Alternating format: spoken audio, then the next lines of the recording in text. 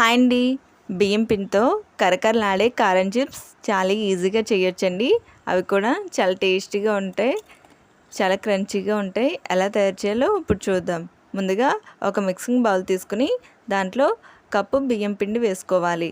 అలాగే 2 స్పూన్స్ బొంబాయి రవ్వ వేసుకోవాలి. 1 స్పూన్ జీలకర్ర వేసుకోవాలి. 1/2 స్పూన్ సాల్ట్ వేసుకోవాలి. 1 స్పూన్ నెయ్యి వేసుకుని అదంతా ఒకసారి కలుపుకోవాలి. ఇప్పుడు కొంచెం కొంచెం వాటర్ వేసుకుని దాన్ని ముద్దలాగా కలుపుకోవాలి.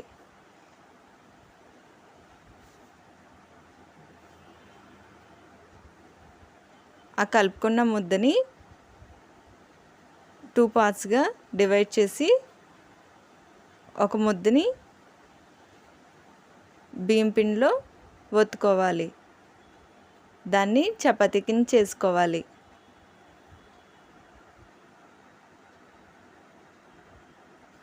మీకు ఇష్టమైన షేప్లో కట్ చేసుకోవచ్చండి. ఇక్కడ ట్రయాంగిల్ షేప్లో కట్ చేస్తున్నాను. ఇప్పుడు ఫస్ట్ స్ట్రైట్గా కట్ చేసేసుకోవాలి.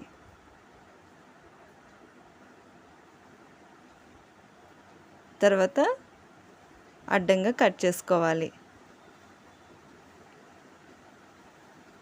ఇప్పుడు క్రాస్గా కట్ చేసుకుంటే మనకి ట్రయాంగిల్ షేప్ అనేది ఈజీగా వచ్చేస్తుందండి. ఇప్పుడు కడాయి పెట్టుకొని డీప్ ఫ్రైకి సరిపడా ఆయిల్ వేసుకోవాలి.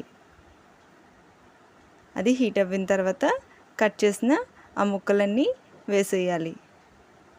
అన్నీ ఒకేసారి వేసేయకూడదండి, ఒక్కొక్కటి వేసుకోవాలి.